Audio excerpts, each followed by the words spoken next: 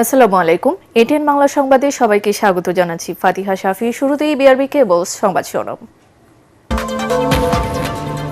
NCP ও এলডিপিকে নিয়ে আত্মপ্রকাশ হলো জামায়াতের নেতৃত্বে 10 দলীয় জোট। দলগুলোর মধ্যে আসন সমঝোতা প্রায় শেষ।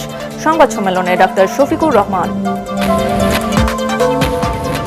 ভোটার তালিকায় অন্তর্ভুক্ত হলেন তারেক রহমান ও মেয়ে জায়মা রহমান। প্রথমবারের মতো চেয়ারপারসনের গুলশান কার্যালয়ে অফিস করলেন বিএনপির ভারপ্রাপ্ত চেয়ারম্যান।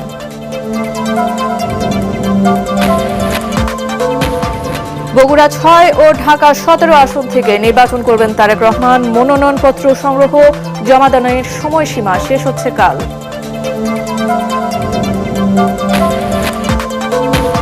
হাদি হত্যার বিচারের আগে কোনো নির্বাচন নয়, হুঁশিয়ারি ইনকিলাব মঞ্চের।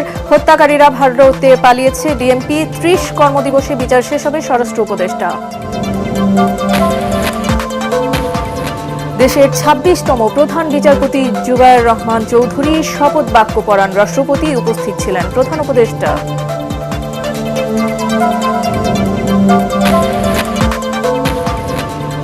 এবং ব্যক্তিগত আয়কর রিটার্ন জমা দেওয়ার সময়সীমা 31শে জানুয়ারি পর্যন্ত বাড়ালো সরকার।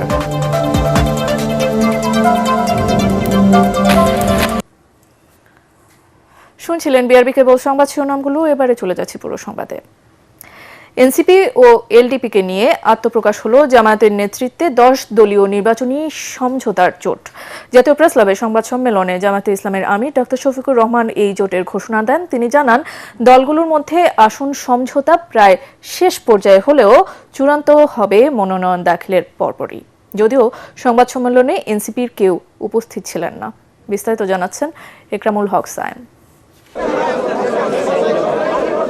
নানা আলোচনা সমালোচনা ছাপিয়ে অবশেষে জামাতের নেতৃত্বাধীন জোটে যুক্ত হল গণ অভ্যুত্থানের মধ্য দিয়ে গড়ে ওঠা দল জাতীয় নাগরিক পার্টি এনসিপি।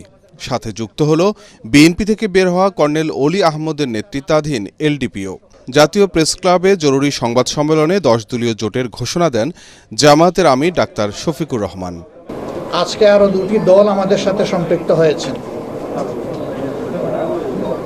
জনাব কর্নেল অলি আহমদ বীর বিক্রমের নেতৃত্বে এলডিপি এবং এনসিপি একটু আগে আমাদের সাথে তাদের বৈঠকটা সমাপ্ত হয়েছে।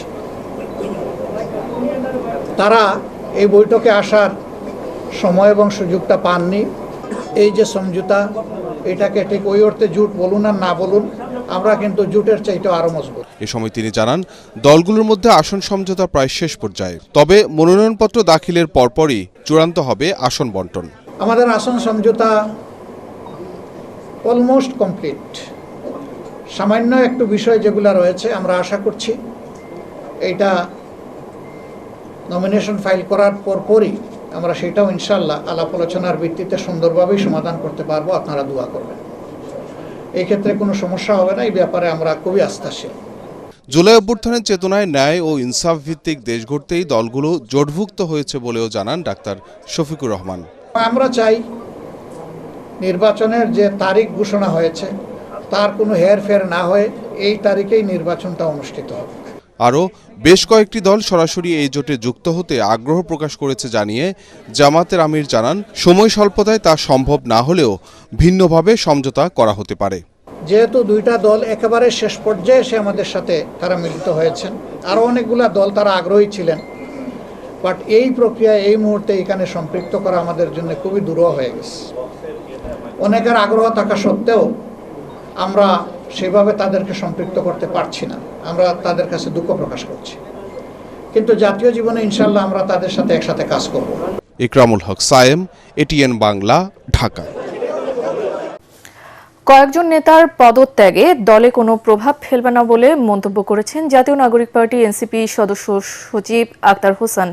ঢাকা জজ কোর্ট থেকে 2টি মামলায় জামিন নেয়ার পর সাংবাদিকদের প্রশ্নের জবাবে একথা জানান তিনি। জামায়াতের সঙ্গে জোট প্রসঙ্গে কয়েকজন নেতার আপত্তি প্রসঙ্গে আক্তার বলেন, এটি দলের অভ্যন্তরীণ গণতন্ত্র চর্চার বহিঃপ্রকাশ। এ বিষয়ে শৃঙ্খলা ভঙ্গের আশঙ্কা নেই।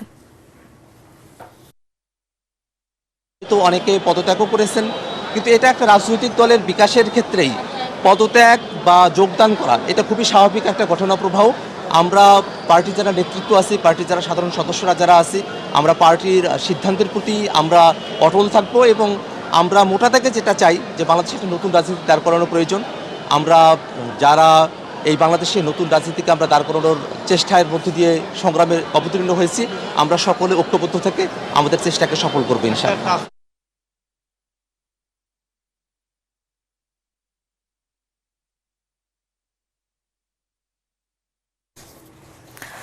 ভোটার তালিকায় অন্তর্ভুক্ত হলেন তারেক রহমান ও তার একমাত্র কন্যা জায়মা রহমান। নির্বাচন কমিশনের বিধি অনুযায়ী যথাযথ প্রক্রিয়ার মাধ্যমে এই দুজনকে ভোটার তালিকায় অন্তর্ভুক্ত করা হয়েছে বলে জানায় ইসি কার্যালয়। এর আগে শনিবার রাজধানীর তেজগাঁওয়ের নির্বাচনী প্রশিক্ষণ ইনস্টিটিউট ইপিআই ভবনে তারা ছবি তোলা সহ আইরিশের প্রতিচ্ছবি ও বায়োমেট্রিক দিয়ে ভোটার হওয়ার আনুষ্ঠানিকতা শেষ করেন। এদিকে নির্বাচন ভবনে প্রধান নির্বাচন কমিশনার এএমএম নাসির উদ্দিনের সাথে বৈঠক শেষে বিএনপির স্থায়ী কমিটির সদস্য নজরুল ইসলাম খান বলেন, এনসিপি জামায়াত জোটের বিষয়টি তাদের দলীয় সিদ্ধান্ত। আদর্শ অনুযায়ী অন্য দলের সাথে জোট করা রাজনৈতিক অধিকার উল্লেখ করে তিনি বলেন, জামায়াত ঘোষিত আদর্শের সাথে এনসিপির বর্তমান সিদ্ধান্ত যায় না। আরপিওতে না থাকা সত্ত্বেও মনোনয়ন জমা দেওয়ার সময় সন্তানের সম্পদের হিসাব জমা দেওয়ার বিষয়টি জটিলতা সৃষ্টি করবে জানিয়ে তিনি বলেন, বিষয়টি নিয়ে বৈঠকে সিইসির সাথে আলোচনা হয়েছে।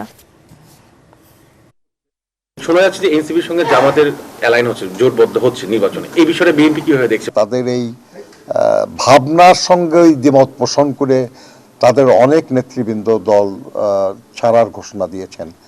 অর্থাৎ মনে হয় যেন তাদের ঘোষিত আদর্শ বা ঘোষিত ভাবনার সঙ্গে তাদের এই নতুন চিন্তা এটা বোধহয় যাচ্ছে না।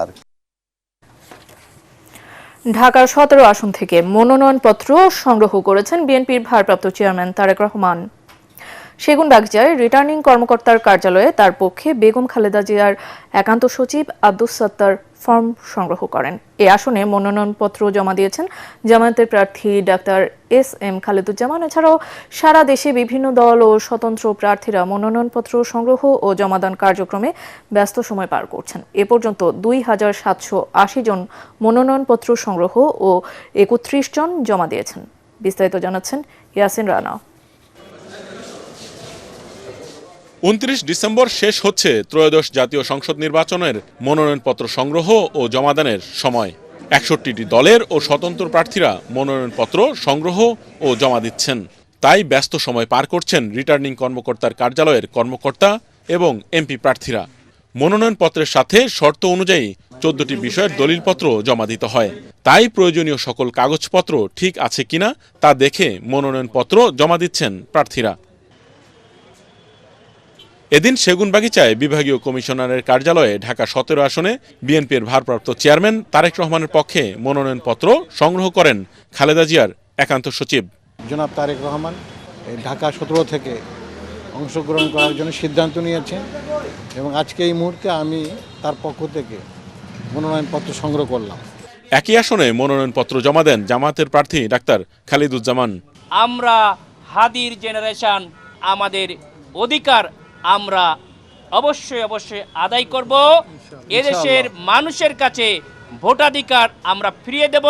দিনভর প্রার্থীদের আনাগোনায় মুখর এই কার্যালয়। নেতাকর্মী শুভাকাঙ্ক্ষীদের নিয়ে মনোনয়নপত্র সংগ্রহ ও জমা দেন প্রার্থীরা। ন্যায় বিচার ও মানবিক একটা দেশ গড়ার জন্য এবং এই দেশটা যেন আমরা আমাদের হাতেই গড়তে পারি, এই জন্যই রাজনীতিতে আসা, এই জন্যই আসলে জাতীয় সংসদে নির্বাচনে অংশগ্রহণ করা। স্বচ্ছ গ্রহণযোগ্য প্রক্রিয়ায় নিরপেক্ষভাবে একটা নির্বাচন হোক এবং ঢাকা 10-এর মানুষ তাদের জনপ্রতিনিধি বাছাই করে নিক। আমরা ভোটের লড়াইয়ে এবং আন্দোলনে জনগণকে এগিয়ে আসার আহ্বান জানাই, তাহলেই কেবলমাত্র নিরাপদ দেশ আমরা কায়েম করতে পারবো। এছাড়া এদিন নির্বাচন কমিশন ভবনে ঢাকা 13 আসনে মনোনয়নপত্র জমা দেন বাংলাদেশ খেলাফত মজলিসের আমির মাওলানা মামুনুল হক। জুলাই বিপ্লবের অংশজন প্রায় সবগুলো দলই এখানে ঐক্যবদ্ধ হয়ে আমরা আসন সমঝোতার মাধ্যমে আমরা নির্বাচনে অংশগ্রহণ করব। নির্বাচন কমিশন জানায় রোববার পর্যন্ত 2,780 জন মনোনয়নপত্র সংগ্রহ করেছেন এবং জমা দিয়েছেন 31 জন। ইয়াসিন রানা, এটিএন বাংলা, ঢাকা। প্রথমবারের মতো চেয়ারপারসনের গুলশান কার্যালয়ে গিয়ে রাজনৈতিক কার্যক্রম শুরু করেছেন বিএনপির ভারপ্রাপ্ত চেয়ারম্যান তারেক রহমান। নেতাকর্মীদের সাথে কুশল বিনিময়ের পর নিজ কার্যালয়ে দলের স্থায়ী কমিটির সদস্যদের সাথে বৈঠক করেন তিনি। নেতারা জানান, আসন্ন নির্বাচন ও সাংগঠনিক বিভিন্ন বিষয়ে আলোচনা হয়েছে। তারেক রহমানের আগমনে দেশের মানুষের পরিবর্তনের স্বপ্ন পূরণ হবে। কামরুজ্জামান রাজীবের রিপোর্ট। গুলশান অ্যাভিনিউয়ের বাসা থেকে দুপুর 1:40 চেয়ারপারসনের রাজনৈতিক কার্যালয়ে পৌঁছলে উজ্জীবিত নেতাকর্মীরা বরণ করে নেন দলের কাণ্ডারি তারেক রহমানকে। দলের গুলশান কার্যালয়ে এটাই তার প্রথম আগমন। 11 রাজনৈতিক পট পরিবর্তনের পর 2008 সালে চেয়ারপারসনের এই রাজনৈতিক কার্যালয়ের কার্যক্রম শুরু হয়। কার্যালয়ে তারেক রহমানকে স্বাগত জানান দলের স্থায়ী কমিটির সদস্য, নেতাকর্মী ও কর্মকর্তা কর্মচারীরা।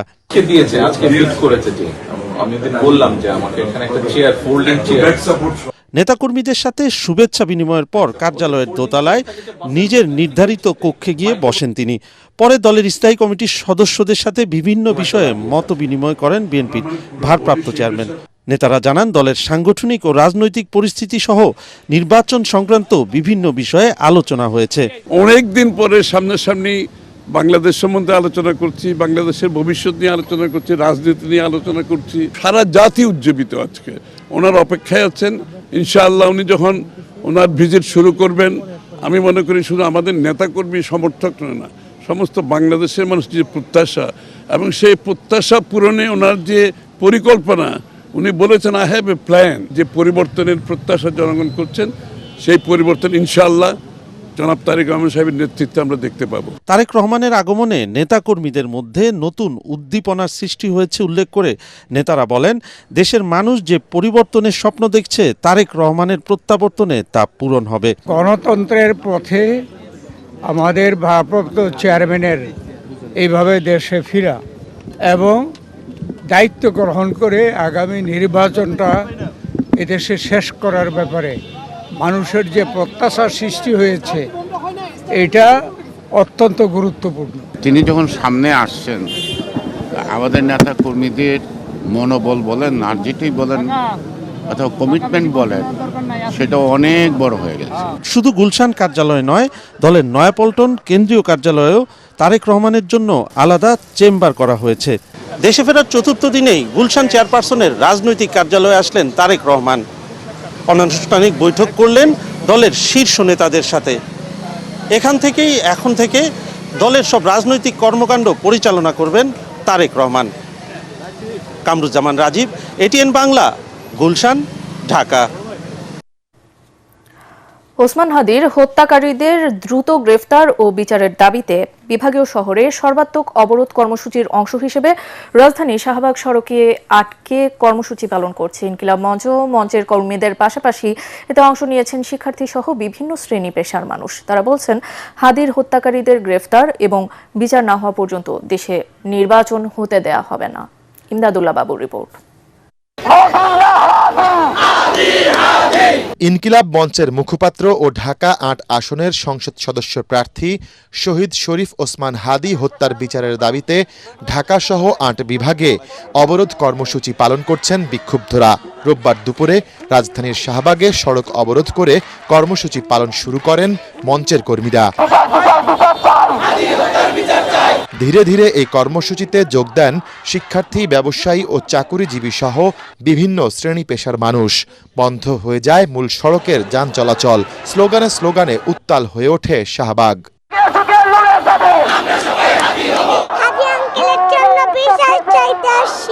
যেহেতু 218 কোটি টাকা লেনদেন হয়েছে, সেহেতু আমরা জানতে চাই কারা টাকা লেনদেন করছে। আগামী 3 কার্য দিবসের মধ্যে হত্যাকাণ্ড বিচার করতে হবে। সরকারের যেন অনতিবিলম্বে হাদি ভাইয়ের যারা হত্যা করেছে তাদেরকে যেন জনসম্মুখে এনে শাস্তি দেয়। সংবাদ সম্মেলনে ডিএমপি হাদি হত্যার সাথে জড়িত দুজনকে ভারতে গ্রেফতার করা হয়েছে জানালেও এখনও তাদের ফেরত আনার উদ্যোগ দৃশ্যমান না হওয়ায় ক্ষোভও জানান আন্দোলনকারীরা। বাস্তবপক্ষে আমরা এমন কোনো পদক্ষেপ দেখছি না যে তারা ভারত থেকে ওই খুনিদেরকে এখানে আমাদের বাংলাদেশে আনতেছে। প্রশাসনিক লোকজন এবং ভারতের যত কুচক্র মহল আছে সকলকে বিচারের আওতায় আনতে হবে।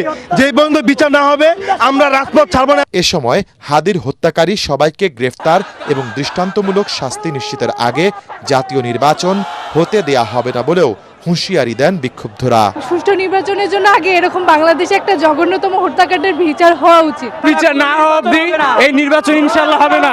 সরকারের প্রতি একটাই বার্তা, গাফিলতি করা বন্ধ করেন। এটার সাথে যদি কোনো প্রশাসন জড়িত থাকে তাকেও গ্রেফতার করে। শরীফ হাদি হত্যার বিচারের দাবিতে শুক্রবার থেকে শাহবাগে নানা কর্মসূচি পালন করে আসছে ইনকিলাব মঞ্চ। ইমদাদুল্লাহ বাবু, ATN বাংলা, ঢাকা। দর্শক, এই মুহূর্তে শাহবাগে আছেন সহকর্মী মনির হোসেন তপু। আমরা সরাসরি যুক্ত হচ্ছি তার সাথে। তপু, আপনি আমাকে শুনতে পারছেন আশা করছি।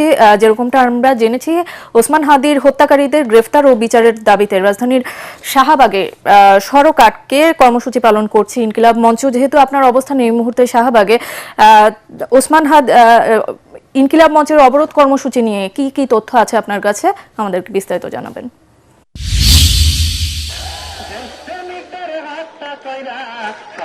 ধন্যবাদ ফাতিয়া। আপনাকে জানিয়ে রাখি, এখানে আমরা সবাই হাদি হব, যুগে যুগে লড়ে যাব, এরকম স্লোগানে এখন মুখর রয়েছে শহীদ ওসমান হাদি চত্বর। এখানে এখন দেখতে পাচ্ছেন অসংখ্য মানুষ এই চত্বরে এখানে অবস্থান নিয়েছেন। গেল 3 দিন ধরে এখানে তারা আন্দোলন করছেন যে শহীদ ওসমান হাদির বিচারের দাবিতে তারা এখানে স্লোগান করছেন এবং একই সাথে তারা বারবার দাবি জানাচ্ছেন যে দ্রুত এই ওসমান হাদির যারা তাকে হত্যা করেছে তাদেরকে দ্রুত আইনের আওতায় আনতে হবে এবং তারা একটি আলটিমেটাম এরই মধ্যে এখান থেকে দিয়েছেন। ইনকিলাব মঞ্চে যারা নেতৃবৃন্দ যারা রয়েছেন তারা আমাদেরকে জানিয়েছেন। তবে এখানে এখন বর্তমানে এই শাহবাগে দেখতে পাচ্ছেন যে এখানে নারী, শিশু সহ নানা শ্রেণী পেশার মানুষ এখানে জড়ো হয়েছেন। তারা স্লোগানে তারা দাবি জানাচ্ছেন যে ওসমান হাদির বিচারের জন্য তারা বারবার আওয়াজ তুলছেন।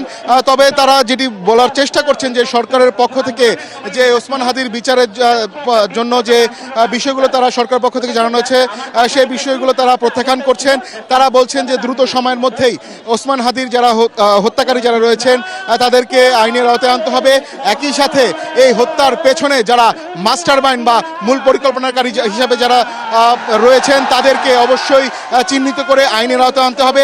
একই সাথে এই হত্যার বিচারের যাতে খুব দ্রুত বাস্তবায়ন হয় এই বাংলার মাটিতে, এমনটাই দাবি জানাচ্ছেন এখানে যারা আন্দোলন করছেন তারা। তবে এখানে এই প্রচণ্ড শীত উপেক্ষা করে এখানে গেল 3 দিন ধরে আমরা দেখছি এখানে যারা অবস্থান নিয়েছেন শিক্ষার্থী সহ ইনকিলাব মঞ্চের যারা হাদি সহযোদ্ধা যারা ছিলেন তারা এখানে অবস্থান নিয়েছেন এবং তারা বারবার বলার চেষ্টা করছেন দ্রুত সময়ের মধ্যে এই সরকার যাতে ওসমান হাদির হত্যাকারীদের আইনের আওতায় আনে এবং একই সাথে তার বিচার যেন খুব দ্রুত গতিতে নিশ্চিত করা সম্ভব হয়, এমনটাই দাবি জানানো হচ্ছে। তবে তারা বলছেন যে এই হত্যাকারীদের আইনের আওতায় আনা পর্যন্ত তারা এখানে অবস্থান নেবেন। জি ফাতিয়া, এই ছিল আমার কাছে শহীদ ওসমান হাদি চত্বর থেকে সবশেষ খবর। জি তপু, ধন্যবাদ আপনাকে। দর্শক, যুক্ত ছিলেন সহকর্মী মনির হোসেন তপু। তিনি জানাচ্ছিলেন ইনকিলাব মঞ্চের অবরোধ কর্মসূচি প্রসঙ্গে। চলে যাচ্ছি পরবর্তী সংবাদে। অন্তর্বর্তী সরকারের মেয়াদে 30 কর্মদিবসের মধ্যে হাদি হত্যাকাণ্ডের বিচার সম্পন্ন করার ঘোষণা দিলেন স্বরাষ্ট্র উপদেষ্টা। জানালেন খুনের প্রকৃত কারণ উদ্ঘাটনের খুব কাছে আইনশৃঙ্খলা বাহিনী। তবে আইনজীবীরা বলছেন মূল অভিযুক্তকে গ্রেফতার ছাড়াই এত দ্রুত হত্যা মামলার নিষ্পত্তি হলে প্রশ্নের সৃষ্টি হবে। রায় উচ্চ আদালতে নাও টিকতে পারে। রিপোর্টে জানাচ্ছেন মাহবুব কবির চপল। 90 দিনের কথা বলা হয়। আরে হারামজাদা, তুই ক্ষমতায় আসিস 30 দিন, তুই 90 দিনের কি বিচার করবি বেটা? করো। ওসমান হাদি হত্যাকাণ্ডের বিচারের দাবিতে শাহবাগে লাগাতার আন্দোলন করছে ইনকিলাব মঞ্চ। এমন পরিস্থিতিতে সচিবালয়ে কোর কমিটির বৈঠকে বসেন স্বরাষ্ট্র উপদেষ্টা। জানান হাদি হত্যা মামলার তদন্ত শেষ পর্যায়ে, এই সরকারের মেয়াদে বিচার সম্পন্ন হবে। এই হত্যাকাণ্ডের তদন্তে যথেষ্ট অগ্রগতি সাধিত হয়েছে। তদন্তের স্বার্থে এবং প্রকৃত অপরাধীদের এবং মদতকারীদের শনাক্তের জন্য এখনই সব কিছু প্রকাশ করা যাচ্ছে না। আগামী 10 দিনের মধ্যে এই মামলায় চার্জশিট দেওয়া সম্ভব হবে বলে আশা করছি। আমি আপনাদের আশ্বস্ত করতে চাই, এই অন্তর্বর্তী সরকারের মেয়াদেই হাদি ভাইয়ের হত্যার বিচার সম্পূর্ণ করা হবে ইনশাআল্লাহ। ওসমান হাদি হত্যার মূল অভিযুক্ত ফয়সাল করিম ভারতে পালিয়েছে বলে স্বীকার করেছে পুলিশ। তার বাবা মা স্ত্রী সহ 11 জনকে গ্রেফতার করেছে আইনশৃঙ্খলা বাহিনী। ফয়সাল করিমকে গ্রেফতার ছাড়া দ্রুত বিচার হলে প্রশ্ন উঠবে বলে মনে করছেন আইনজীবীরা। হাদি হত্যার বিচারটা এই নির্বাচনের পূর্বে যদি যে সরকার ক্ষমতা আছে তারা যদি করতে চায় তাহলে এটা প্রশ্নবিদ্ধ হবে, এই কারণে যে বাংলাদেশের বিচারিক ইতিহাসে এত স্বল্প সময়ে কোনো অপরাধেরই বিচার হয় নাই। মানুষকে দেখানো যে আমরা হাদি হত্যার বিচার করলাম। এই মামলার কিছু আসামি এখনো পলাতক, তাদের বিরুদ্ধে যদি বিচারিক কার্যক্রম গ্রহণ করতে হয় তাহলে শুরুতেই আদালতকে এই আসামিদের পলাতক ঘোষণা করতে হবে এবং ফৌজদারি কার্যবিধির 88 ধারায় কার্যক্রম গ্রহণ করতে হবে। তার পূর্বে এই মামলার একটা তদন্ত প্রতিবেদন দাখিল করতে হবে তদন্তকারী কর্মকর্তাকে ফৌজদারি কার্যবিধির 173 ধারায়। সেই তদন্ত কার্যক্রমের অগ্রগতি কতটুকু সেটা তদন্তকারী কর্মকর্তাই বলতে পারেন। এখন পর্যন্ত কিন্তু সেই তদন্ত প্রতিবেদন আদালতে দাখিল হয় নাই। তবে এসব প্রশ্নের কোনো উত্তর দেননি স্বরাষ্ট্র উপদেষ্টা। মাহবুব কবির, চপল, ATN বাংলা, ঢাকা। ইনকিলাব মঞ্চের মুখপাত্র শরীফ ওসমান বিন হাদি হত্যা মামলার অভিযুক্ত প্রধান আসামি ফয়সাল দেশ ছেড়ে পালিয়েছে বলে জানিয়েছে ডিএমপির অতিরিক্ত কমিশনার SN নজরুল ইসলাম। ইতিমধ্যে ফয়সালকে ভারতে পালিয়ে যেতে সহায়তা করায় দুজনকে গ্রেফতার করেছে মেঘালয় পুলিশ। এদিকে হাদি হত্যা মামলার তদন্ত কাজ প্রায় শেষ পর্যায়ে জানিয়ে 5 আগস্টের পর হাদির আদর্শের কারণে যারা ক্ষতিগ্রস্ত তারাই এই হত্যাকাণ্ডে জড়িত বলছে ডিএমপি। GM তসলিমের report. রাজধানীর বিজয়নগরে গুলিবিদ্ধ হওয়ার পর 18 ডিসেম্বর সিঙ্গাপুরে চিকিৎসাধীন অবস্থায় মারা যান ইনকিলাব মঞ্চের মুখপাত্র শরীফ ওসমান বিন হাদি। এরপর দেশব্যাপী শুরু হয় বিচারের দাবিতে আন্দোলন। হত্যাকাণ্ডের 16 দিন পর ডিএমপি মিডিয়া সেন্টারে সংবাদ সম্মেলনে প্রথমবারের মতো পুলিশ স্বীকার করল হাদি হত্যার মূল শুটার ফয়সাল ও তার সহযোগী ভারতে পালিয়ে গেছে। এই হত্যা মামলায় দেশে গ্রেফতার হয়েছেন মূল শুটার ফয়সালের বাবা মা, স্ত্রী, শ্যালকসহ 11 জন। হত্যাকাণ্ডটি পূর্ব পরিকল্পিত হওয়ায় আসামি শনাক্তের আগেই তারা সীমান্ত পার হতে সক্ষম হয় বলে জানানো হয় সংবাদ সম্মেলনে।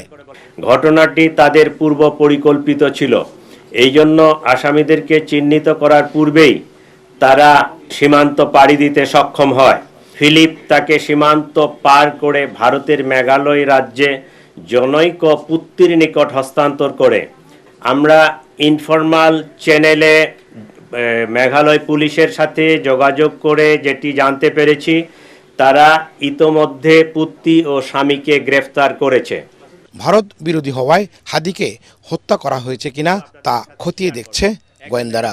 5 আগস্টের পরবর্তীতে এই ইনকিলাব মঞ্চের হাদি খুবই ভোকাল ছিল এবং তার কথাবার্তা খুবই স্পষ্ট ছিল এবং সে একটা আদর্শকে হোল্ড করে। তাহলে এই আদর্শ বা এই 5 আগস্টে যারা ক্ষতিগ্রস্ত, আমরা ধারণা করতে পারি বা অনুমান করতে পারি যে হত্যাকাণ্ডের পিছনে তারাই জড়িত। ভারতের সাথে বাংলাদেশের বন্দি বিনিময় চুক্তি থাকায় শুটার ফয়সালের অবস্থান শনাক্ত হলে তাকে দেশে ফিরিয়ে আনতে ভারত সহযোগিতা করবে, এমনটাই প্রত্যাশা ডিএমপির।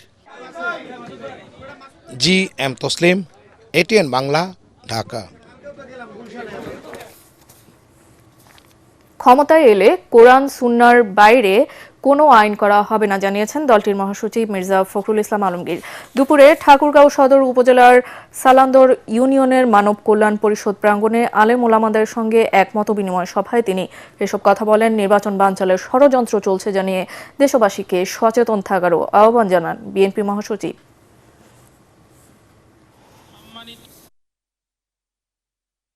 ইনশাআল্লাহ আমরা যদি সরকারে যেতে পারি তাহলে অবশ্যই ঠাকুরগাঁওকে পুনরায় চালু করার আমরা ব্যবস্থা করব। আলহামদুলিল্লাহ। আপনারা মেডিকেল কলেজের কথা বলেছেন, আপনি বিশ্ববিদ্যালয়ের কথা বলেছেন, এগুলো তো আমার দাবি, আপনাদের কেন হবে? এই দাবিটা আমার এবং এগুলোকে প্রতিষ্ঠা করার জন্য আমরা সারা জীবন কাজ করে এসেছি ভাই। আমরা আপনাদের সঙ্গে আছি। এই ঠাকুরগাঁতে যতগুলো স্কুল কলেজ মাদ্রাসা আছে আমি বিশ্বাস করি তার 90% মধ্যে আমাদের অবদান আছে। আমি চেষ্টা করেছি, আল্লাহ আমাদের হাত দিক করিয়েছে। তো এই জন্যে আপনাদের এইটুকু বলতে পারি যে আমি যতক্ষণ জীবিত আছি আল্লাহ আমার হায়াত রাখবেন, আমি আপনাদের সঙ্গে আছি, আপনাদের জন্য কাজ করব এবং এখানে যেন ইসলাম ঠিক মতো বিস্তার লাভ করতে পারে সেই ব্যবস্থা আমি অবশ্যই করব।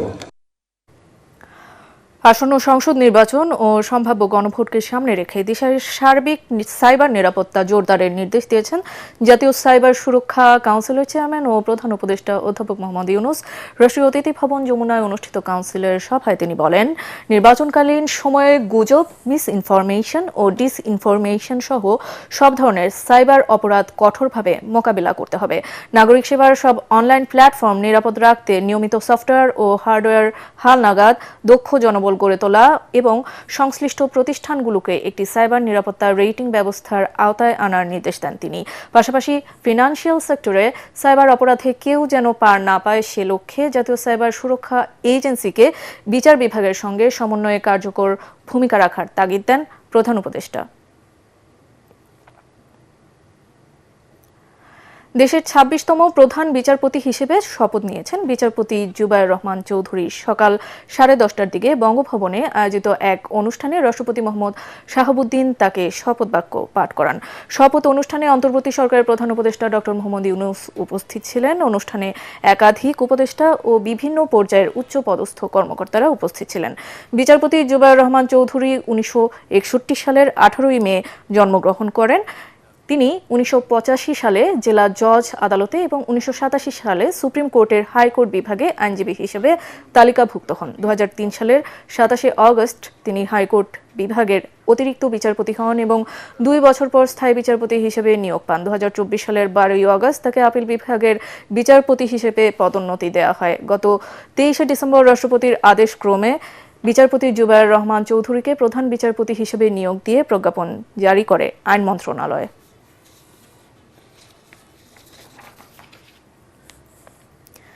ব্যক্তিশ্রেণী ও হিন্দু অবিভক্ত পরিবারভুক্ত করদাতাদের জন্য 2025-26 করবর্ষের আয়কর রিটার্ন জমা দেওয়ার সময়সীমা আরও 1 মাস বাড়িয়েছে সরকার। জাতীয় রাজস্ব বোর্ডের এক আদেশে জানানো হয়, রিটার্ন জমা দেওয়ার শেষ সময় 31 ডিসেম্বর থেকে বাড়িয়ে 2026 সালের 31 জানুয়ারি পর্যন্ত করা হয়েছে। এর আগে করদাতাদের বিভিন্ন সমস্যার কথা বিবেচনা করে এনবিআর রিটার্ন জমার সময়সীমা 30 নভেম্বর থেকে বাড়িয়ে 31 ডিসেম্বর পর্যন্ত করেছিল। বেশি সংখ্যক করদাতাকে রিটার্ন জমার সুযোগ করে দেওয়া এবং তাদের উপর চাপ কমাতে আবারও এ সময় বাড়ানো হয়েছে। নির্বাচিত হলে মাদক ও যানজট মুক্ত নিরাপদ উত্তরা গড়ার প্রতিশ্রুতি দিয়েছেন ঢাকা 18 আসনে বিএনপি মনোনীত প্রার্থী এস.এম. জাহাঙ্গীর হোসেন। এই আসনে জামায়াতের প্রার্থী অধ্যক্ষ আশরাফুল হক বলেন, তাদের দল ক্ষমতায় এলে কোনো মানুষ ন্যায্য অধিকার থেকে বঞ্চিত হবে না। সালাম স্টিল ভোটের গাড়ি নিয়ে ঢাকা 18 আসন ঘুরে বিস্তারিত জানাচ্ছেন মিজান শাহজাহান। উত্তরা পূর্ব, উত্তরা পশ্চিম, উত্তরখান, দক্ষিণখান, তুরাগ বিমানবন্দর ও ভাটারা থানার একাংশের সমন্বয়ে সংসদীয় আসন ঢাকা 18। এই আসনে বিএনপির প্রার্থী ঢাকা মহানগর উত্তর বিএনপির যুগ্ম আহ্বায়ক এস.এম. জাহাঙ্গীর হোসেন। তিনি বলেন, ধানের শীষের পক্ষে গণজোয়ার তৈরি হয়েছে। 17 বছর আমরা যে নির্যাতন নিপীড়নের শিকার হয়েছি, কাজে আমরা যখন নির্বাচনমুখী হই, আমরা যখন নির্বাচনের কথা আসে, কারণ বিগত 3টা নির্বাচনে তো জনগণ ভোট দিতে পারেনি, তারা ভুগ পেতে আছে আশায় যে তারা ভোট দিতে পারবে এবার, আর এবং তাদের মনের পছন্দনীয় মার্কা সামনে আছে, ধানের শীষ সামনে আছে। কাজেই আমরা জনগণ থেকে অনেক ভালো সাড়া পাচ্ছি। ভোটারদের সঙ্গে নিয়মিত জনসংযোগ করছেন জামাতের প্রার্থী অধ্যক্ষ আশরাফুল হক। ইনশাআল্লাহ বাংলাদেশ জামাত ইসলামী আল্লাহর ইচ্ছায় এবং মানুষের ভালোবাসায় যদি সুযোগ পায়, তারা সরকার গঠন করতে পারে, তাহলে আমরা আমাদের প্রতিশ্রুতি রাখবো ইনশাআল্লাহ। এই আসনে এনসিপি থেকে শাপলাকলি প্রতীকে লড়ছেন দলটির মুখ্য সমন্বয়ক নাসির উদ্দিন পাটোয়ারি। উত্তরায় সবচেয়ে গুরুত্বপূর্ণ স্থাপনা হযরত শাহজালাল আন্তর্জাতিক বিমানবন্দর। মাইলস্টোন স্কুলে বিমান দুর্ঘটনার পর আশপাশে গড়ে ওঠা সুউচ্চ ভবন নিয়ে আতঙ্কিত স্থানীয়রা। ঢাকা 18 আসনটি নানা কারণে গুরুত্বপূর্ণ। হযরত শাহজালাল আন্তর্জাতিক বিমানবন্দরের কারণে এটি যেমন বিশ্বের প্রবেশদ্বার, একই সাথে এখানে ২৭টি জেলার লোকজন এই আসনের ভিতর দিয়েই তারা ঢাকায় প্রবেশ করে। এ কারণে এখানকার ভোটাররা বলছেন যে দেশি বিদেশি সমস্ত পর্যটকদের নিরাপত্তার জন্য পর্যাপ্ত ব্যবস্থা নিতে হবে আগামী দিনের সংসদ সদস্যকে। মিজান শাহজাহান, এটিএন বাংলা, উত্তরা, ঢাকা।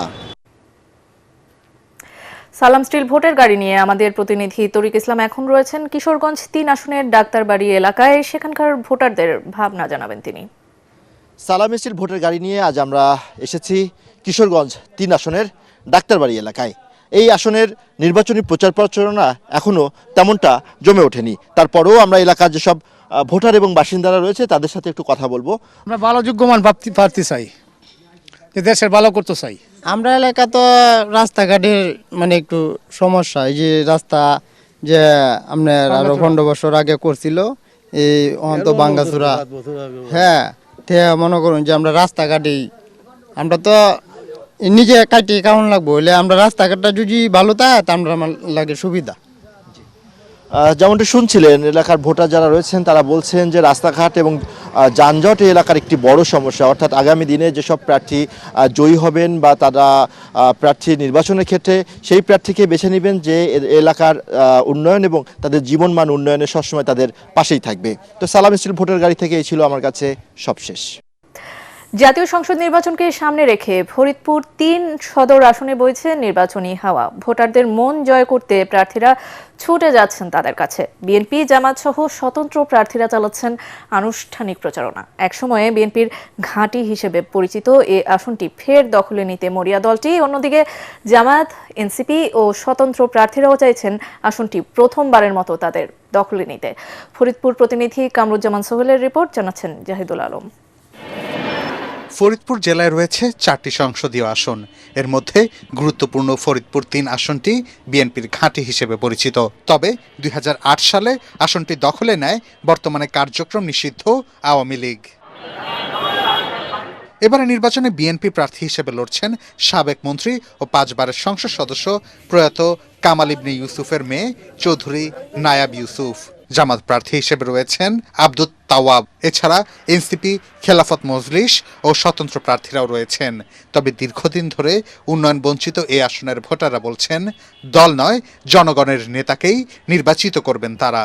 এই আসনে এমন একজনকে ভোট দিব যে অবশ্যই তারুণ্যের কথা বলবে, যে সৎ হবে, নির্ভেজাল হবে এবং সন্ত্রাসমুক্ত সমাজ করবে এবং বাংলাদেশের স্বার্থে কাজ করবে, যে সাধারণ মানুষের জন্য কাজ করবে, কৃষকের জন্য যে কাজ করবে, যে ধর্ম ব্যবসা করবে না, এরকম একজন আমি প্রার্থী খুঁজছি। কর্মক্ষেত্রে আমি স্বাচ্ছন্দ্যে যেতে পারবো, কোনো ভয় ভীতি থাকবে না, এই টাইপের একজনকে নিশ্চয়ই বাছাই করবো আমরা।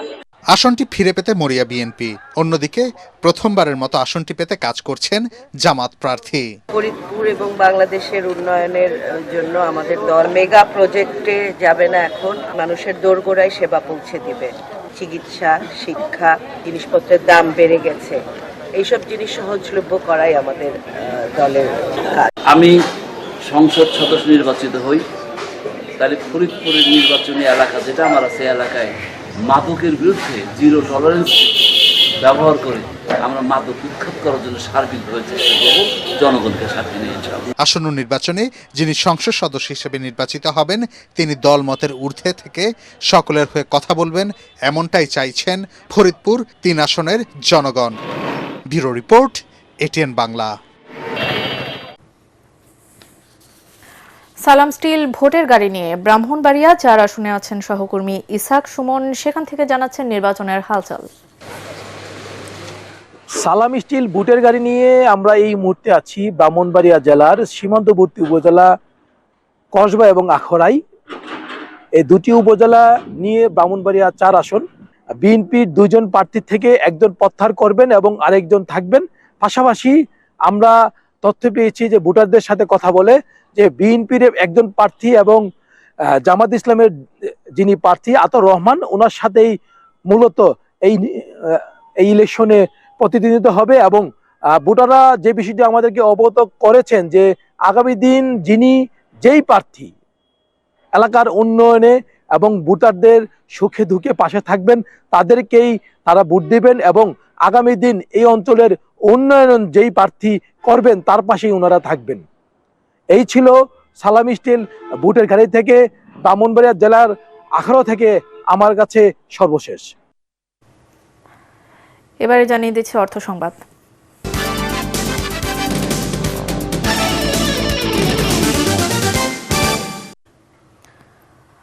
ইলেকট্রোমার্টের নতুন সেলস ও ডিসপ্লে সেন্টারের উদ্বোধন করা হয়েছে। রাজধানীর মোহাম্মদপুরের শ্যামলী লিংক রোডে গ্রাহকদের আরও সহজ ও উন্নত সেবা দিতে এই সেন্টারটি স্থাপন করা হয়।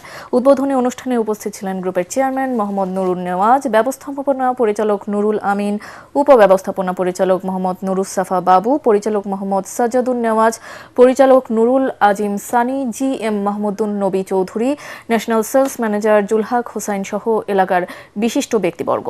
উদ্বোধন উপলক্ষে রয়েছে বিশেষ ছাড়, নান্দনিক ডিজাইনের গ্রি এয়ার কন্ডিশনার ও কঙ্কার আধুনিক ইলেকট্রনিক্স পণ্য।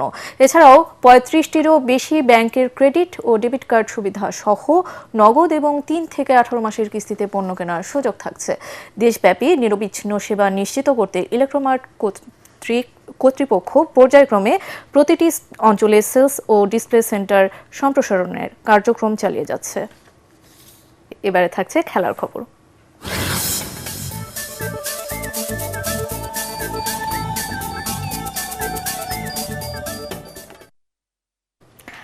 বাংলাদেশ প্রিমিয়ার লিগ BPL-এ আজ কোনো খেলা নেই, বিরতি।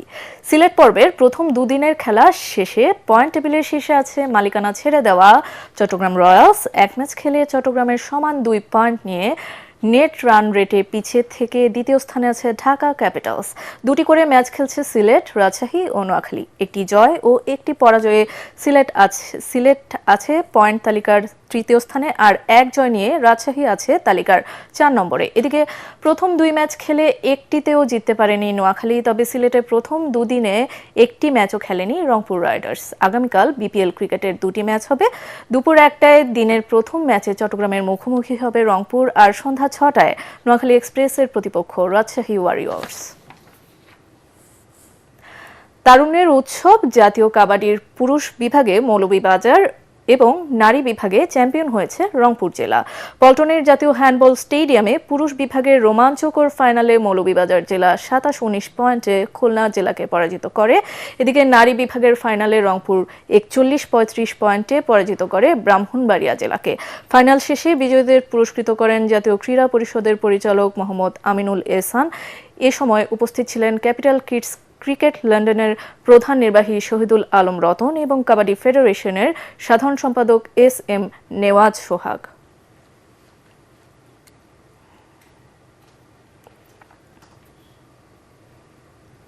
শেষ করার আগে BRB কেবল সংবাদ শিরোনামগুলো আরও একবার। এনসিপি ও এলডিপিকে নিয়ে আত্মপ্রকাশ হলো জামায়াতের নেতৃত্বে 10 দলীয় জোট।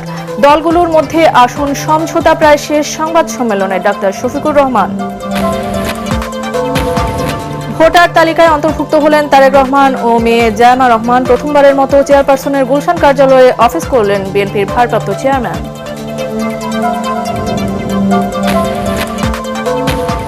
বগুড়া 6 ও ঢাকা 17 আসন থেকে নির্বাচন করবেন তারেক রহমান। মনোনয়নপত্র সংগ্রহ জমাদানের সময়সীমা শেষ হচ্ছে কাল।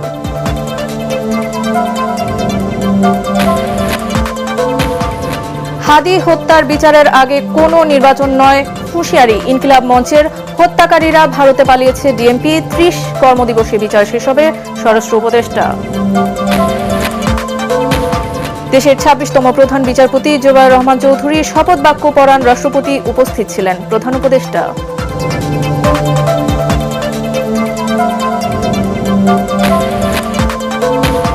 এবং ব্যক্তিগত আয়কর রিটার্ন জমা দেওয়ার সময়সীমা 31শে জানুয়ারি পর্যন্ত বাড়ালো সরকার।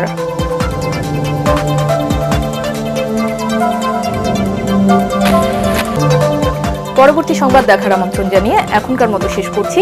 ATN বাংলা সংবাদ ইউটিউবে দেখতে ব্রাউজ করুন youtube/ATN বাংলা নিউজ। ধন্যবাদ।